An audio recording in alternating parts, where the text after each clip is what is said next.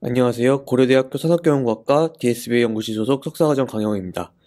제가 오늘 리뷰할 논문은 시계열 이상치 탐지를 위한 딥러닝 기반의 모델로 스태티스티컬 모델 중 하나인 아리마와 저자의 이전 연구인 딥ANT와 같이 CNN 모델을 융합한 FuseAD라는 논문입니다. 저자의 이전 연구인 딥ANT에 대한 리뷰는 김진아 석사과정이 리뷰해 주셨으니 우측 상단 링크를 통해 먼저 보고 해당 리뷰를 보시는 것을 추천드립니다. 목차는 간단하게 오버뷰, 백그라운드, 그리고 본 논문 리뷰, 결론 순으로 진행하겠습니다. 먼저 오버뷰입니다. FuseAD는 스태티스컬과 딥러닝 베이스 어프로치의 장점을 융합하고자 하였습니다. 따라서 스태티스컬 모델 중 하나인 오토리그레시브 인테그레이티드 무빙 에버리지, 줄여서 아리마라는 모델을 사용하였으며 딥러닝 모델로는 컨볼루셔널 뉴럴 네트워크, CNN을 사용하였습니다. 추가적으로 에벌레이션 스터디를 통해서 아리마만 사용했을 때 CNN만을 사용했을 때와 비교하여서 해당 융합 모델 사용의 중요성을 입증하였습니다. 다음은 백그라운드입니다.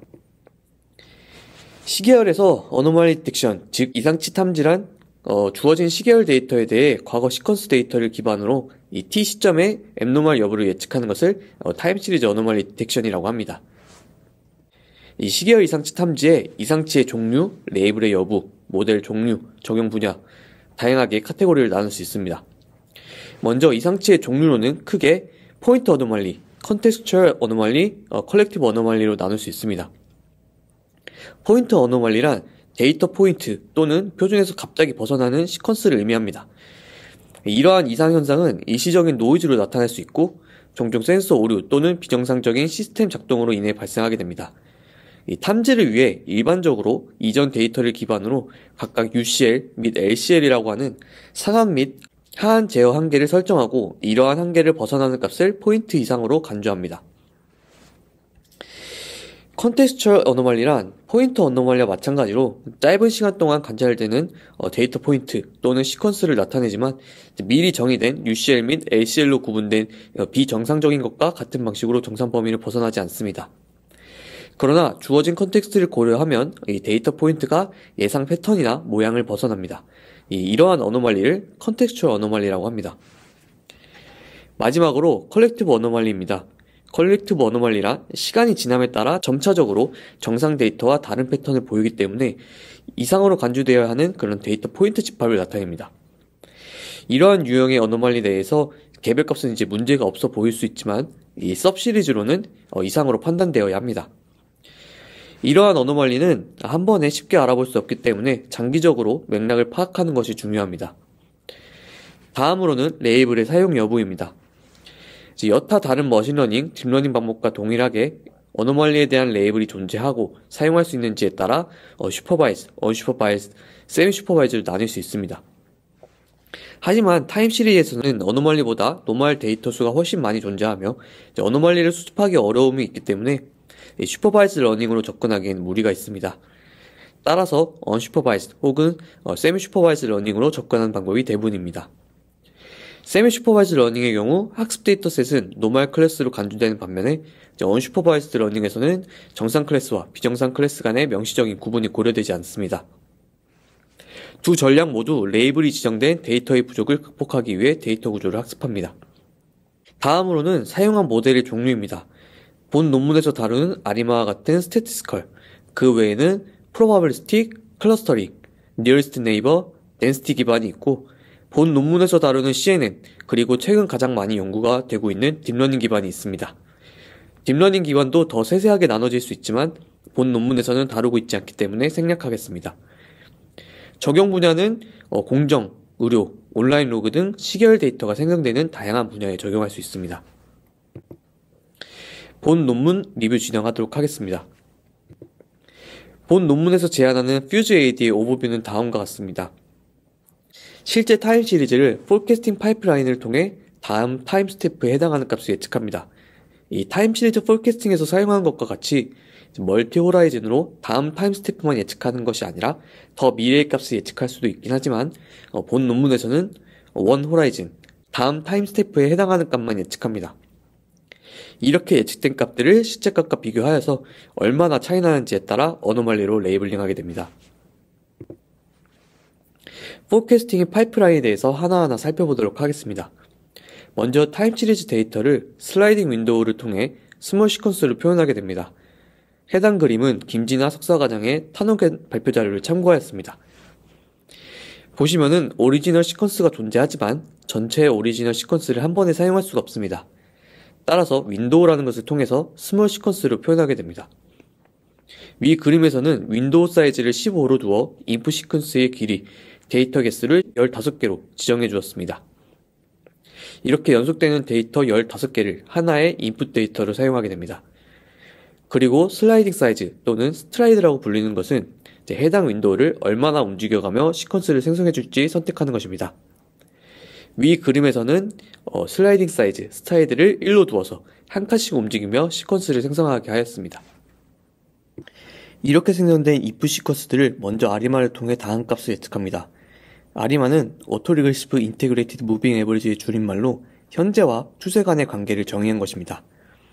D차 차분한 데이터에 AR 모델과 MA 모델을 합친 것을 의미합니다. AR에 대해서 먼저 설명을 드리면은 AR은 오토리글시브의 줄임말로 예측하고자 하는 특정 변수의 과거 관측값의 선형결합으로 해당 변수의 미래값을 예측하는 모델입니다. 따라서 아래 식과 같이 이전 값들의 웨이트를 곱하여 다음 값을 예측하는 모델이고, MA는 무빙 에버리지의 줄임말로 예측 오차를 이용하여 미래를 예측하는 모델입니다. 아래 식과 같이 이전 예측 오차들의 가중치를 곱하여 다음 값을 예측하는 모델입니다. 이 두 모델을 D차 차분한 데이터에 사용한 것이 아리마입니다. 그래서 식을 보시면 AR과 같이 이전 관측값의 가중치를 곱한 부분과 예측 오차의 가중치를 곱한 부분, 두 부분이 존재하는 것을 확인할 수 있습니다. 퓨즈 AD에서는 아리마라는 스태티스컬 모델을 사용하여 다음 값을 예측하는 것입니다. 아리마를 통해 예측한 값을 인풋 시퀀스의 다른 채널로 해당 시퀀스와 동일한 사이즈로 스티킹해 줍니다. 이렇게 한 채널이 늘어난 인풋 시퀀스를 CNN 모델을 통해 값 하나를 예측하게 됩니다. CNN의 모델의 구조는 저자의 이전 논문인 딥ANT와 동일합니다. 첫 번째 컨볼루션, 다음에 맥스플링, 다시 컨볼루션, 맥스플링, 그 다음 덴스 레이어 하나를 통해 하나의 아웃풋을 내게 됩니다. 하이퍼 파라미터에 대해서는 본 논문에서는 딥ANT를 그대로 사용하였다라고 언급이 되어 있고요. 따라서 딥ANT의 하이퍼 파라미터를 확인해 보았을 때 32 사이즈의 커널을 사용하고 렐로 액티베이션 펑션을 사용한 것을 보입니다.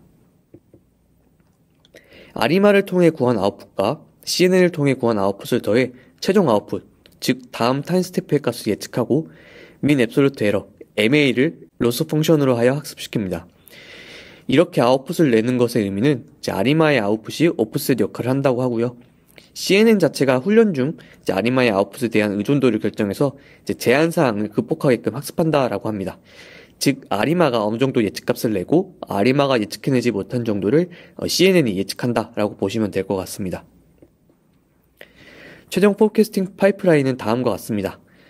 슬라이딩 윈도우를 통해 인풋 데이터를 생성하고 아리마를 통해 다음 값을 예측하고 아리마의 아웃풋과 인풋 데이터를 스태킹해서 CNN 모델을 통해 새로운 아웃풋을 내고 아리마의 아웃풋과 CNN 아웃풋을 더해 최종 아웃풋을 산출하는 구조가 되겠습니다.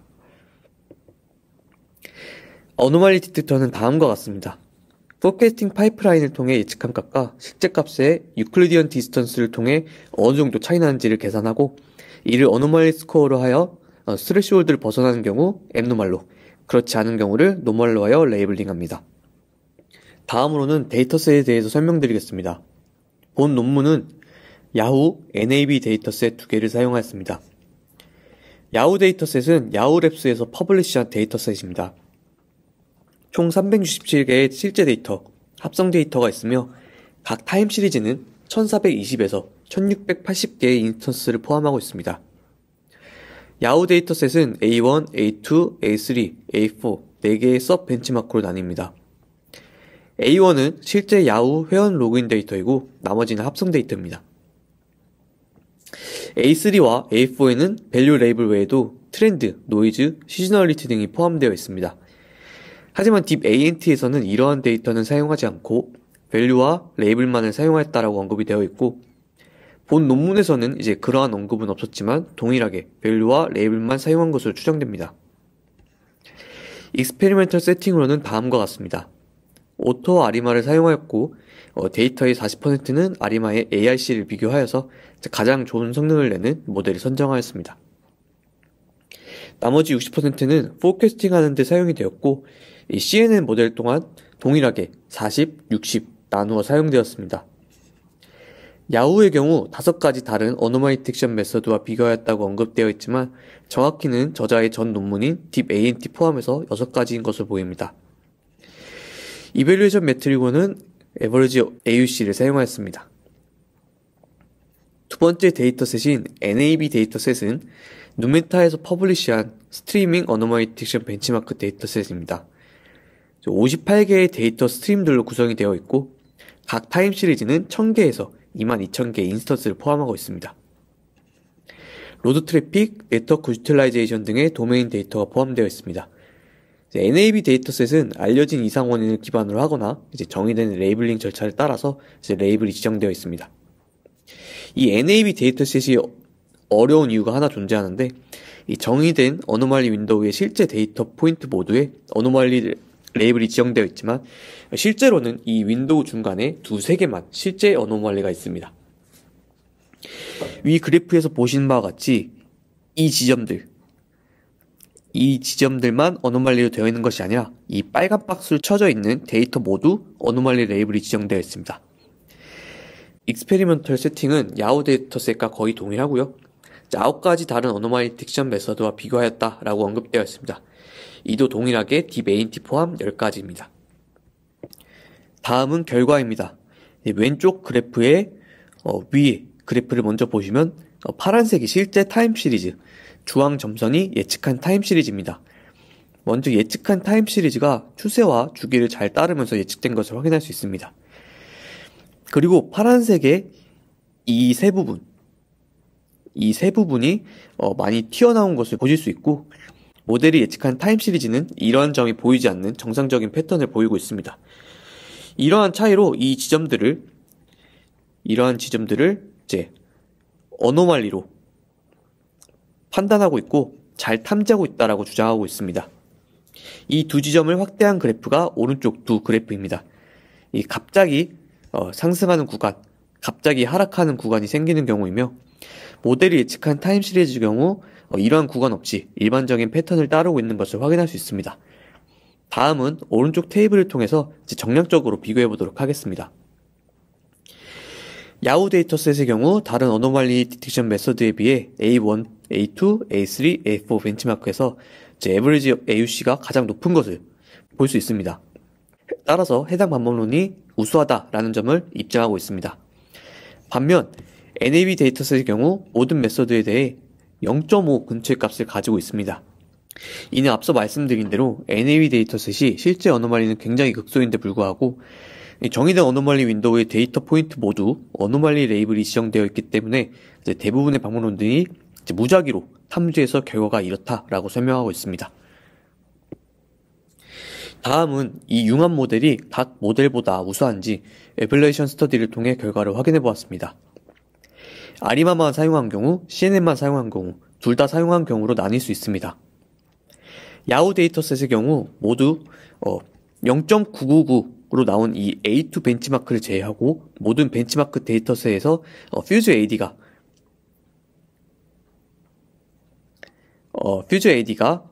가장 높은 AUC 스코어를 내는 것을 확인할 수 있습니다. NAB 데이터셋의 경우 앞서 말씀드린 대로 데이터셋의 레이블링 문제로 신뢰성이 별로 없는 것으로 보입니다. 아래 그래프를 보도록 하겠습니다. 초록색 점선이 제대로 어노말리를 탐지한 경우, 파란색 실선이 어노말리를 탐지하지 못한 경우, 빨간 점선이 실제 노말인데 어노말리로 탐지한 경우입니다. 아리마의 경우 폴스 알람이 많이 발생한 것을 볼 수 있습니다. 폴스 알람이 실제 어노말리가 등장하고 뒤이어 나타난 것으로 보아 이전 관측값을 토대로 예측을 하기 때문에 직전에 등장한 어노말리 데이터의 영향을 받은 것으로 보입니다. CNN의 경우 폴스 알람은 없지만 폴스 네거티브들이 존재하였습니다. 즉 어노말리를 탐지해내지 못하는 경우가 있었습니다.